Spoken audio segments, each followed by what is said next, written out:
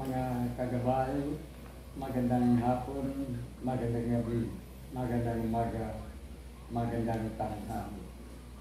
Saan man tayo naroon, ano man ang ating mga ginagawa, una at higit sa lahat, ating ialay ang ating mga sarili sa ating Panginoon. Sa loob lamang ng ilang mga sandali, ating labing ang presensya ng Diyos.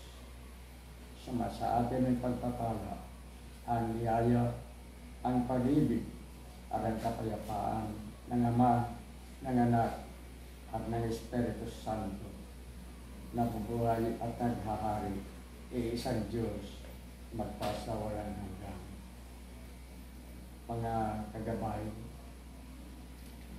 marami tayong iba't ibang mga pananampalataya, iba't ibang paniwala, ngunit naniniwala tayo na may iisang Diyos.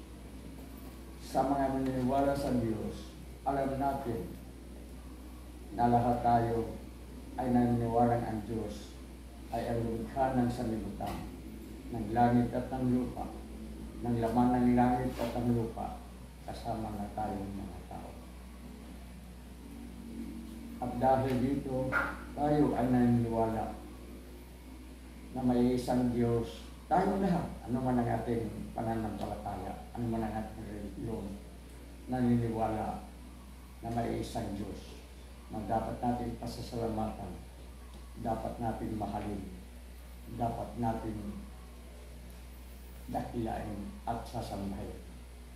Ano man o sino man ang Diyos na yan, sa mga naniniwala, isa lamang, na dapat tayong magkakaroon ng ugnayan sa nasasabing Diyos, sa Diyos na ating pinapaniwalaan. Ito ang pananaw ng inyong kagabay.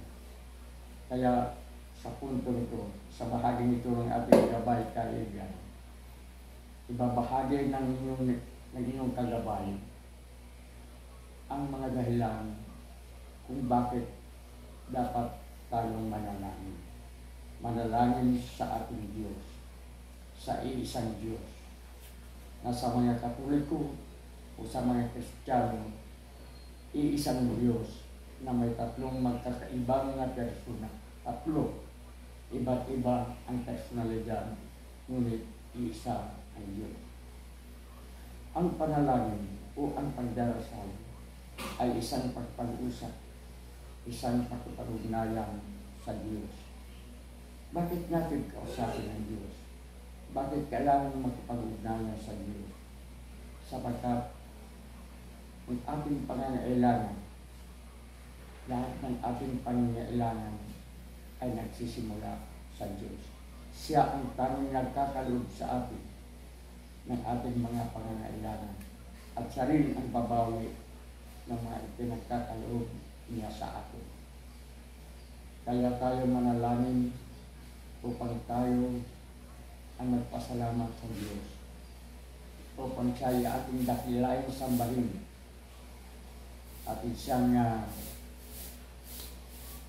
kasasalamatan sa lahat ng mga biyayang ating natatanggap at ating pangtatanggapin. Kailangan natin ang manalangin. At mababasa natin sa banal na aklat, dahil nga sa kapanahunan ni Jesus, kapansin-pansin ang pagiging mapanalangin ni Jesus sa Ama.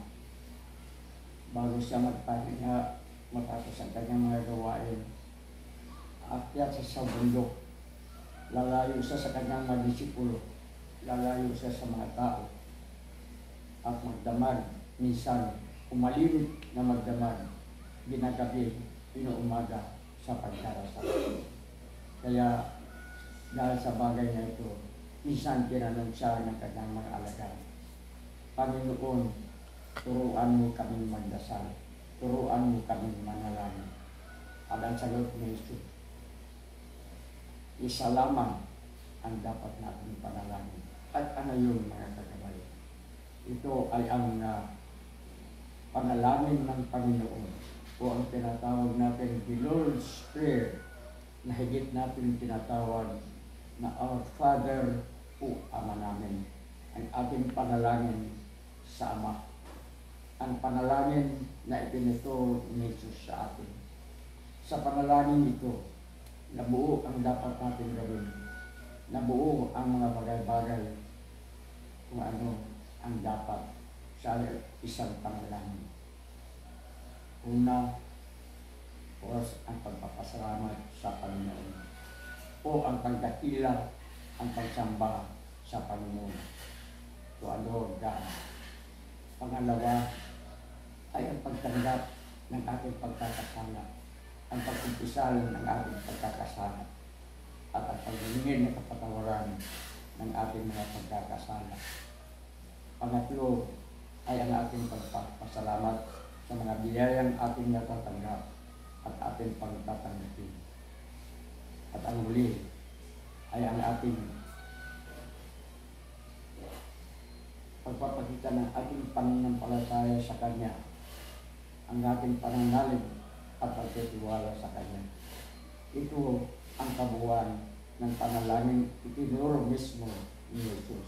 Sa madaling salita, walang doktrina, walang polisiya, o walang batas kung paano ka dapat manalangin. Nakaluhod, nakahiga, ano man ang iyong ginagawa, maaari kang manalangin. Maaari kang makipag-usap sa Diyos. Ang mahalaga sa ating mga pagdarasal, sa ating mga pagpanalangin, nagpuso tayong marunong magpapasalamat, magkababaang loob tayo. Hindi maganda o kaya lamang nga nakakalungkot na ang ating mga panalangin ay masyadong personal para lamang sa ating mga sarili. Kaya minsan tuloy, parang hindi tayo pinapakinggan ng Panginoon. Manalangin tayo, makakasa tayo sa bar, kung manalangin sa kapminato, yung mga nakakapagpupundi sa atin. Hindi natin alam kung paano tayo dapat manalangin. At minsan pa, sa ating panalangin, manalangin lamang tayo para sa ating sarili. Kung tayo ay malakas, ay kung tayo ay mahina, kung tayo ay may pangangailangan, kung tayo ay wala sa tamang kondisyon sa ating pangangatawan, kung tayo ay may mga sakit. Dito tayo magaling manalangin. Manalangin tayo na nanaayon sa pagtuturo ng ating Panginoon. Nasabi na bagay na ng mga tagabay ang mga niloroon ng panalangin itinuro ni Jesus, ang Ama namin o ang panalangin ng Panginoon, the Lord's Prayer. Ito ang masasabi natin pundasyon ng totoo at tunay na panalangin. Ngunit higit sa lahat, huwag tayong manalangin na wala tayong pagtitiwala at wala tayong pananalig sa Diyos. Basta na lamang tayong manalangin dahil sa ito ang turo sa atin na kailangan natin ang makapag-usap sa Diyos sa pamamagitan ng panalangin. Manit sa ating palagay, sa palagay ng inyong gabay kain. Manalangin tayo, hindi lamang para sa ating sarili. Manalangin tayo para sa ating mga mahal sa buhay. Manalangin tayo para sa ating mga kaaway. Ito ang tinuturo ng ating Panginoon. Sapagkat tayo naman, alam naman natin na lahat tayo likha ng Diyos.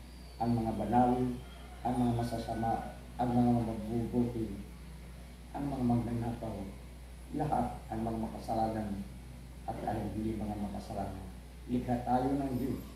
Ano man ang ating pananampalataya, ano man ang ating relihiyon. Palagiin natin ang tamang panalangin. Ang pagpanalangin may kababaang loob, may pagpapasalamat na puso at may pagtitiwala at pananalig sa Panginoon.